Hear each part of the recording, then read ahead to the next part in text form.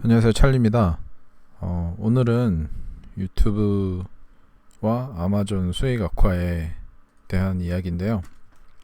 그리고 또 어떻게 하면 이 수익 감소 시기를 잘 헤쳐나갈 수 있을지에 대해서도 좀 잠깐 말씀을 드려보려고 합니다. 실제는 제목이 원래 제가 생각했던 제목이 이게 아니라 코 있잖아요. 코 그거.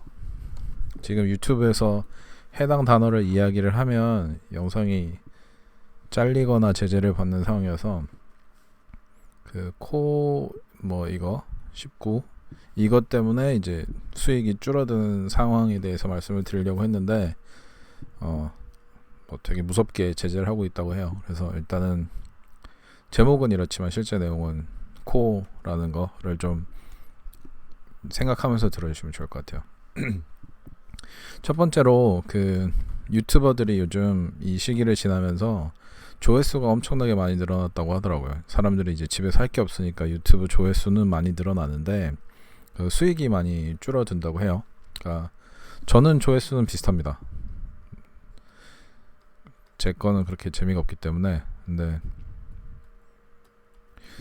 이 유튜브만으로 이제 수익을 내시는 유튜버들은 아무래도 이런 거에 굉장히 민감할 수밖에 없겠죠. 특히나 한국에 있는 유튜버들 중에서 정말 유명하신 분들 아니고는 크게 좀 많이 임팩트를 받으실 것 같다는 생각도 들고, 그래서 이런 게 지속이 되면 좀 힘든 상황이 될 수도 있겠다라는 생각이 들었고요.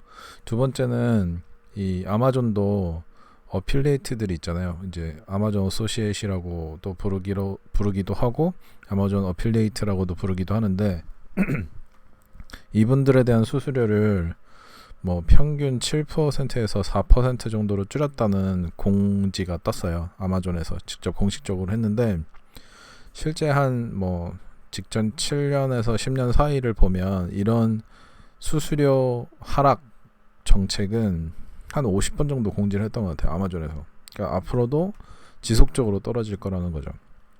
아마도 아마존이 고객들한테는 서비스를 제공하면서 셀러들한테서 혹은 이제 어필리에이트들한테서는 수익을 점점 깎아먹고 있는 상황이 아닌가라는 생각도 살짝 들고, 특히나 아마존이 초창기에 이렇게 크게까지 성장할 수 있었던 것에는 이 아마존 어소시에이트라고 하는 사람들이 있었기 때문에 그런 건데, 이들이 자기 사이트에서 백링크를 달아준다든지 아니면 직접 고객을 보내가지고 매출을 일으킨다든지 이런 것 때문에 아마존이 이렇게까지 성장을 할 수 있었던 건데, 점점 셀러들과 이 어필리에이트들을 홀대하는 상황이 아마존이 자체적으로도 이제는 이런 수익을 유지할 수 있기 때문에 자신이 있어서 그러는 건지, 아니면 원래도 이렇게 하려고 했었던 건지, 거기에 대해서는 많이들 이제 의견들이 많으세요. 근데 핵심은 수수료가 점점 줄어들고 있기 때문에 어필리에이트만으로 생활을 영위하고 있었던 분들한테는 굉장히 큰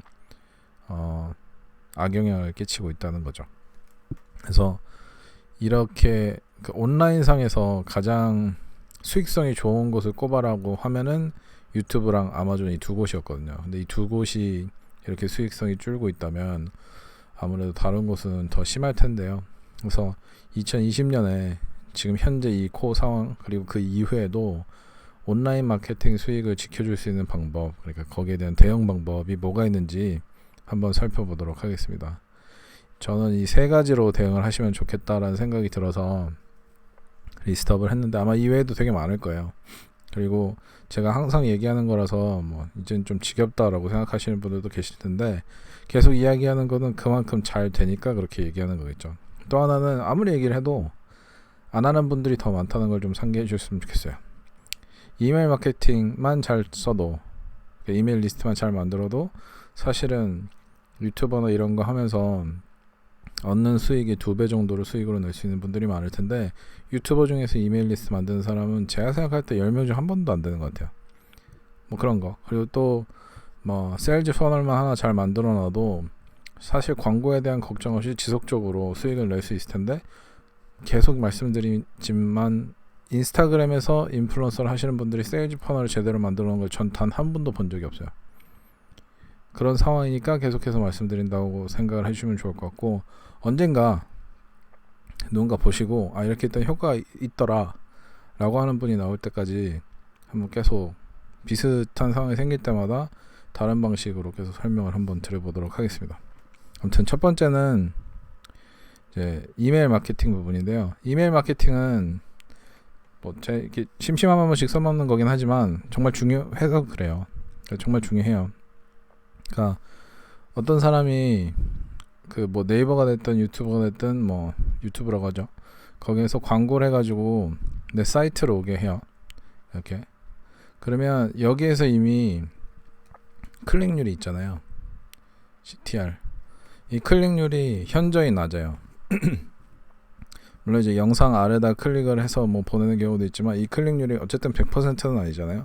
여기서 이미 CTR이 생기기 때문에 1 빼기 CTR은 전부 다 손해거든요. 그리고 내 사이트에 와서도 뭐 클릭을 할 수도 있고, 구매를 할 수도 있고, 그다음에 뭐 잔류, 그러니까 바운스 레이트를 줄여줄 수도 있고 뭐 한데, 이런 상황이 일어나지 않으면 온라인 상에서 수익에는 영향을 안 미치거든요. 사실 구매를 안 하면 큰 도움이 안 되잖아요. 수익을 내는 데 있어서는. 그러니까 여기서 이 CTR도 그렇고 여기서 일어나는 클릭 CTR도 그렇고 구매까지 이어지지 않는 거는 전부 다 마이너스로 찍힐 텐데, 이 클릭이 일어난 후에 우리 사이트에 와서 이 마이너스를 상충하고 남을 만한 구매가 일어나야 된다. 그래봤자 BEP거든요. 그래봤자 이제 전문용어로 또이또이라고 하죠. 근데 이런 상황을 만들어내기가 그렇게 쉽지가 않아요. 그러다 보니까 이 광고만으로 했을 때 난 광고도 열심히 하는데 왜 이렇게, 그리고 뭐 매출도 좀 늘었는데 왜 이렇게 돈이 안 벌리지? 라고 고민하시는 분들은 이 메커니즘을 한번 분석을 해보셔야 돼요. 광고를 했는데 노출이 몇 번 찍히고 클릭이 몇 번 찍히고, 클릭한 사람들 중에서 클릭을 통해서 내 사이트에 온 사람이 몇 명이고, 그 사람들이 구매를 얼마나치 몇 번, 혹은 뭐 구매당 단가, 객단가가 얼마인지 이런 거를 좀 분석을 해보셔야 될 건데요. 아무튼 그건 다른 얘기고, 그래서 이 상황이 너무나 마이너스가 심하니까 이메일로 하라는 거죠. 이 이메일을 하게 되면 어떤 변화가 일어나냐면, 뭐 여기도 뭐 유튜브가 될 수도 있지만 뭐 그냥 구글이라고 해볼게요. 구글에서 광고를 하던 컨텐츠를 만들던 해서 사이트로 오게 한 다음에 여기서 구매를 안 일으킵니다. 여기서 그냥 이메일만 수집을 해서 리스트에다 넣어놓고 이 리스트에다가 이메일을 계속 보내시는 거예요.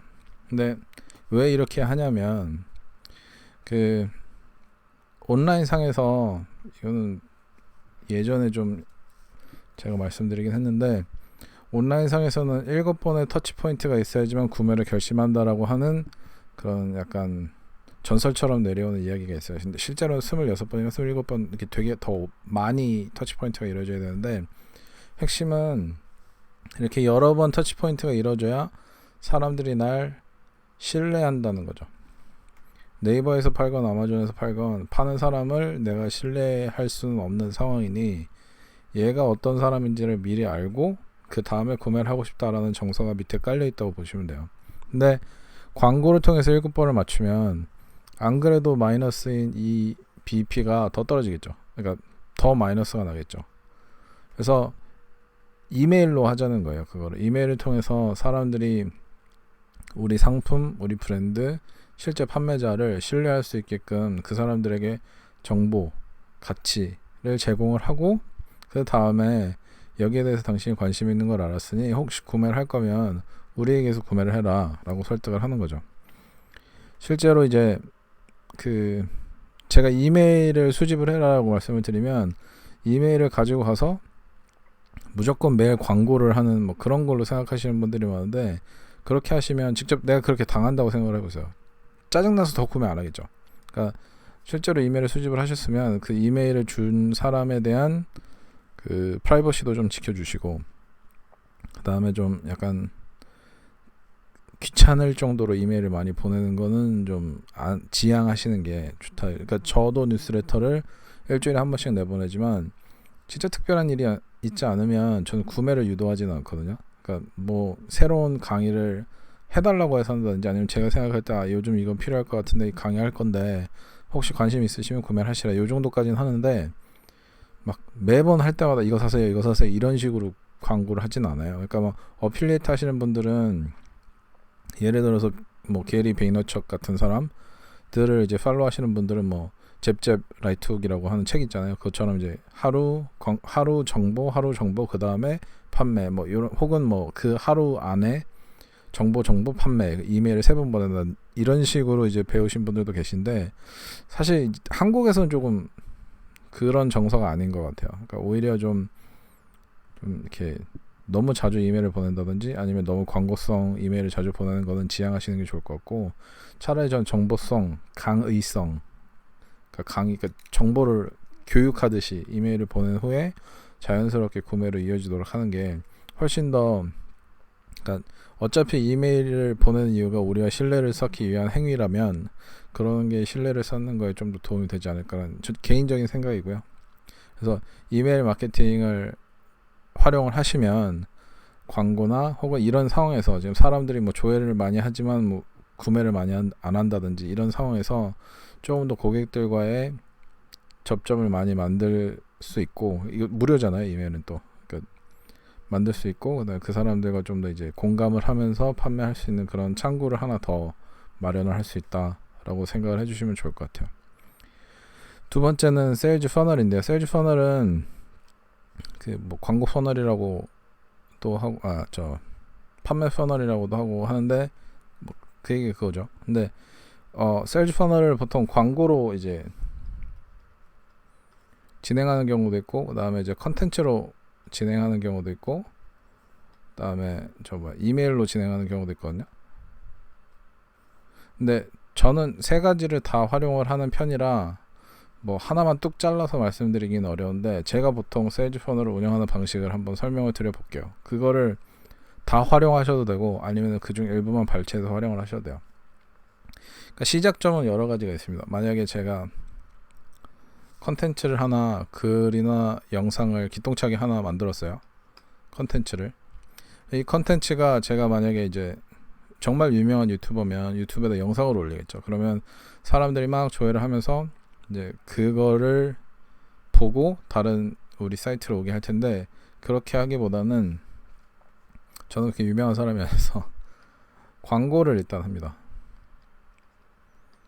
뭐 때에 따라 다르긴 하지만 유튜브 광고를 할 때도 있고 페이스북 광고를 할 때도 있고, 뭐 정말 잘 안 하긴 하는데 네이버 광고를 할 때도 가끔 있긴 해요. 근데 네이버 광고는 효과가 별로 없어가지고, 아무튼 뭐 그런 식으로 해서 광고를 해서 이 컨텐츠로 사람들이 오도록 하고, 이 컨텐츠에서 컨텐츠 자체의 능력만으로 클릭을 해서 제 사이트에 오도록 만듭니다.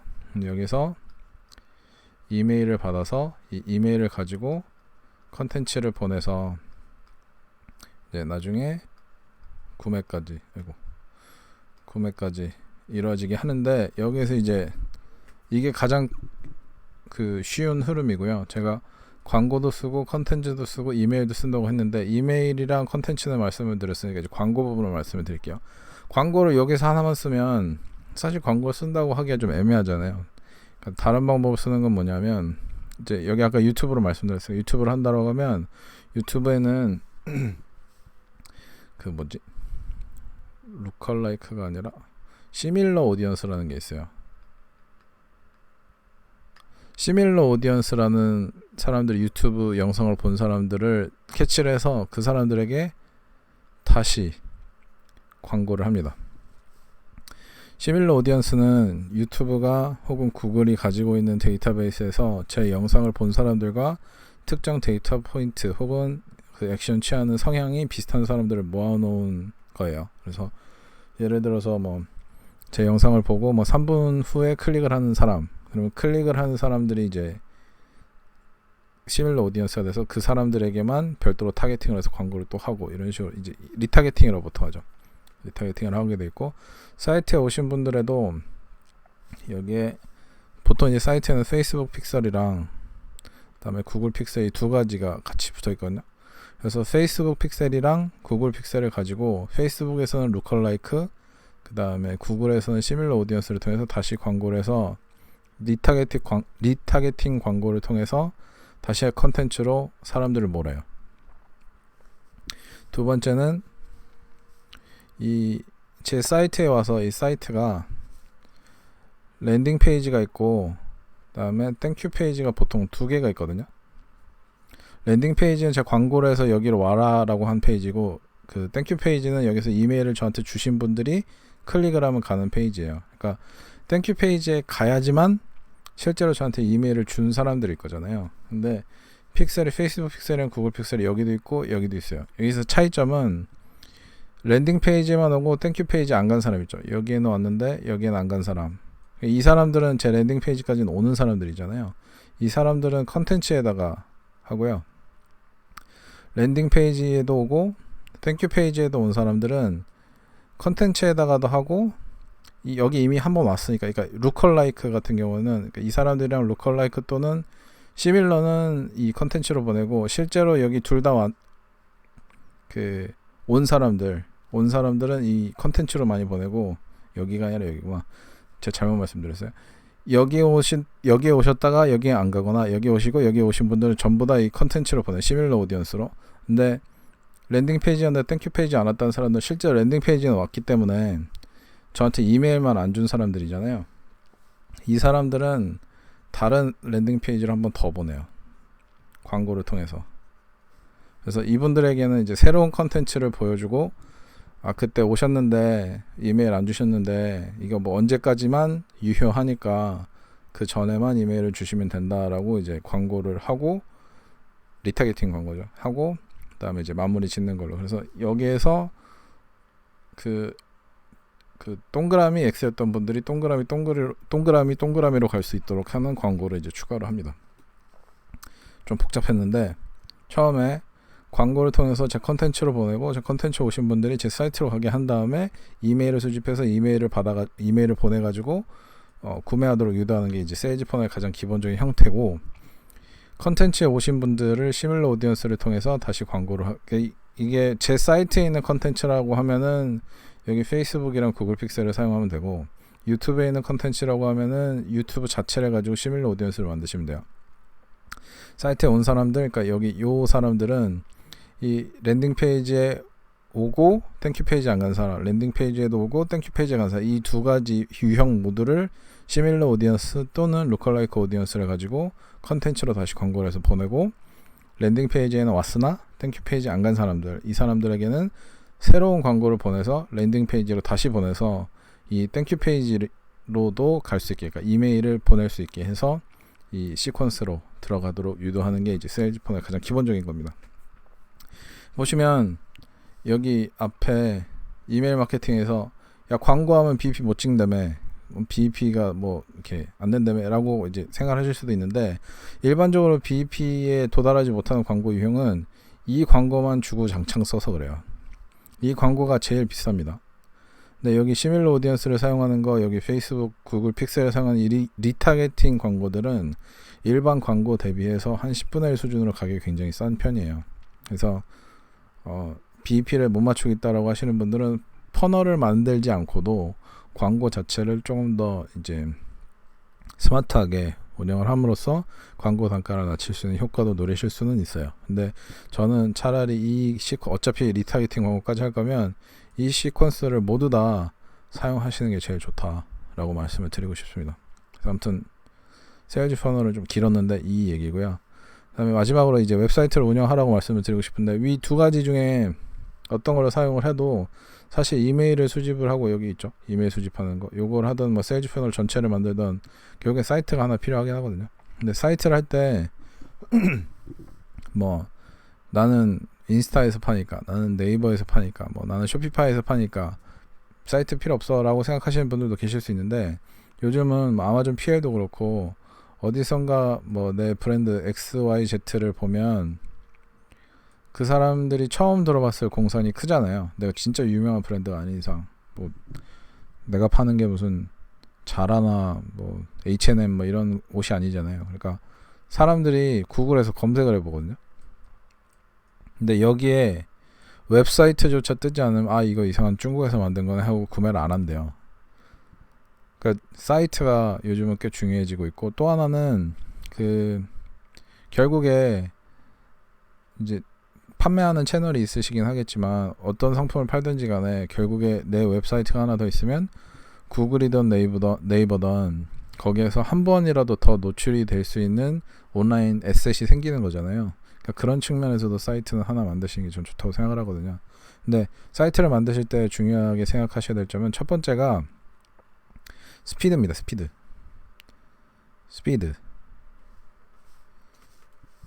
써놔야지. 또 까먹을라. 스피드. 이 스피드는 무슨 얘기냐면 가장 일반적으로 보는 게 그 구글의 페이지 스피드 인사이트라고 하는 게 있어요. 이거 잘 안 보이시려나? 보시면 이제 제 웹사이트 주소거든요. 안 가신 분들 있으면 한 번만 좀 놀러 오시면 좋을 것 같습니다. 그 보시면 90점이라 돼 있잖아요. 이 90점이 여기 뭐 아이고 잘못 눌렀다. 뭐 의미는 제가 기억하기로는 뭐 전체 온라인상에서 구글이 알고 있는 사이트 중에서 상위 90%에 든다 뭐 이런 식으로 해놓은 건데 그건 크게 중요하지 않고요. 보셨으면 하는 거는 요 부분입니다. 요 부분. 이거는 여기 보시는 것처럼 모바일 기준이고요. 1.6초라고 되어 있는데 이게 1.5초에서 1.8초 사이를 왔다 갔다 하더라고요. 그러니까 항상 똑같은 스피드는 아니지만 빠르면 빠를수록 좋아요. 근데 예전에는 이게 막 4초 막 이랬거든요. 굉장히 느렸는데 그 서버를 바꾸면서 좀 빨라졌어요. 그래서 그 빨라진과 동시에 이게 90점대로 올라가더라고요. 예전에는 40점대였거든요.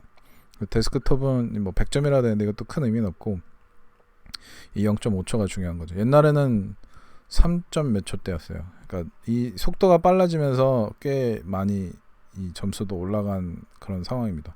그래서 스피드를 중요하게 생각하는 거는 이 여기에 구글 페이지 인사이트에서 나오는 것처럼 점수를 가지고 만약에 다른 게 다 비슷하다라고 하면 스피드 빠른 거를 더 상위에 랭킹을 시켜주거든요. 그래서 스피드가 중요하다라는 거고요. 저는 예전에는 그 호스트게이터라고 하는 되게 유명한 서버인데 미국에 있는 서버 회사거든요. 근데 그 서버를 쓴 게 아니라 그 서버의 리셀러로 통해서 서버를 운영했었는데 그 서버는 미국에 있었고요. 지금은 클라우드 베이스 서버인데 그 막 디지털 오션 같은 거 있죠. 디지털 오션은 아니고 그런 유사한 서비스인데 현재는 서버 위치는 일본에 있거든요. 그러니까 아무래도 지리적으로 이렇게 한국이랑 가깝다 보니까 좀 더 빠른 뭐 그런 것도 좀 있는 것 같아요. 두 번째는 백링크입니다. 제가 백링크는 그 구글이 처음에 사이트, 그러니까 회사를 만든 후부터 정말 열심히 이제 카운트하고 있는 그런 매트릭 중 하나인데 구글이 갖고 있는 수많은 특허 중에서 백링크를 어떻게 카운트하는지 어떻게 하면 이제 점수를 배분하는지 뭐 이런 거에 대한 게 되게 많아요. 그리고 그 특허에 있는 산식을 분석을 해가지고 SEO를 하시는 분들도 되게 많거든요. 그래서 백링크가 SEO에는 중요하지 않다라고 하시는 분들은 백링크를 어떻게 다는지 몰라서 그러는 거고 백링크를 어떻게 다는지 알기 시작하면 랭킹이 굉장히 쉽습니다.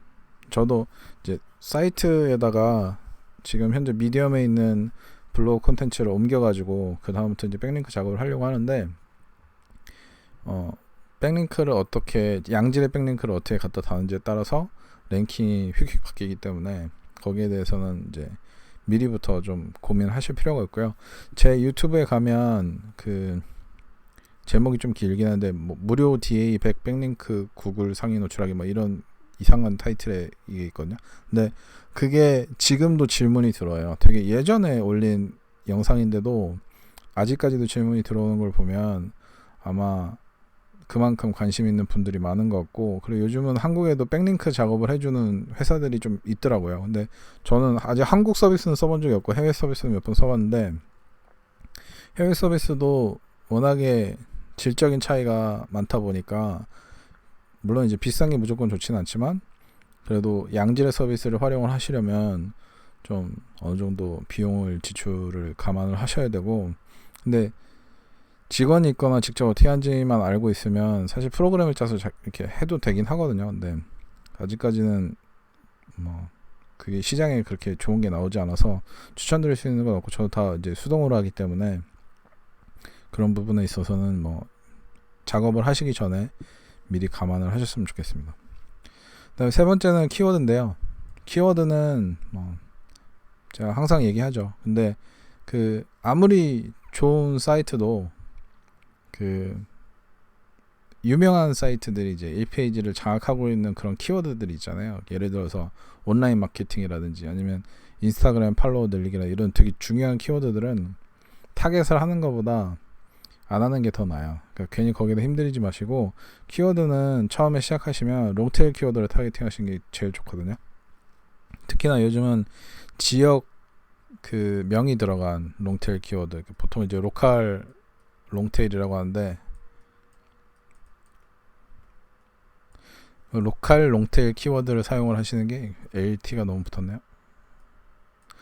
그러니까 예를 들어서 그냥 강남 맛집에다가 상위 랭킹할 생각을 하지 마시고 뭐 100일 기념 데이트용 강남 맛집 막 이런 거 있잖아요.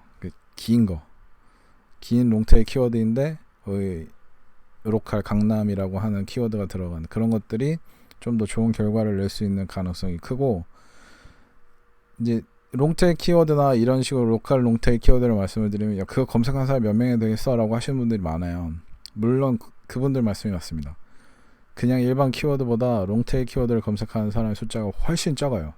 근데 제가 취하는 반론은 뭐냐면, 그 이제 키워드 분포도가, 키워드랑 트래픽 분포도가 이렇게 생겼는데, 이 그래프 많이 보셨죠? 물론 이제 좀 더 이렇게 될 건데 뭐 어떻게든 상관없어요. 그냥 일반 키워드는 여기 있거든요. 그러니까 트래픽도 많고 그다음에 단어 수도 적고, 롱테일 키워드는 이쯤이 있어요. 트래픽이 굉장히 적고 단어 수도 많고. 근데 제가 이걸 왜 보여드리냐면, 이 트래픽이 많은 걸 보고 대부분 다 일반 키워드를 쫓아가시는데, 구글은 특이하게 1페이지에 나와 있지 않으면 여기 있는 키워드를 여기 있는 트래픽을 하나도 못 받아요. 1페이지에서 거의 99%의 트래픽이 다 소진되거든요.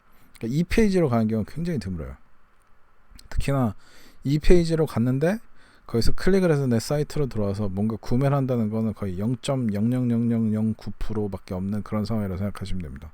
대부분 2페이지 이상 5페이지 이후로 가는 거는 봇들 있잖아요. 이렇게 웹 스크래핑 하는 프로그램들, 그런 거 하는 거지 사람이 하진 않아요.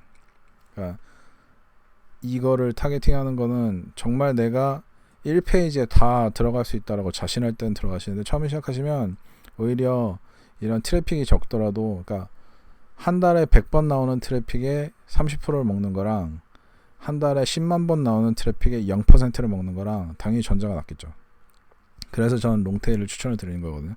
그래서 내가 1페이지에 맨 마지막에라도 나올 수 있는 키워드라면 롱테일 키워드 아닌 걸 타겟을 하셔도 되지만, 1페이지에 나올 가능성이 전혀 없는 키워드라면 롱테일을 활용하시는 게 100번 낫습니다. 그래서 추천을 드리는 거고요. 오늘도 뭐 이렇게 쓸데없이 길게 진행이 됐지만, 이 C코 이게 좀 뭐 끝나나 싶었는데 이제 다시 좀 시작이 되고 있잖아요. 지난주에 또 그랬고.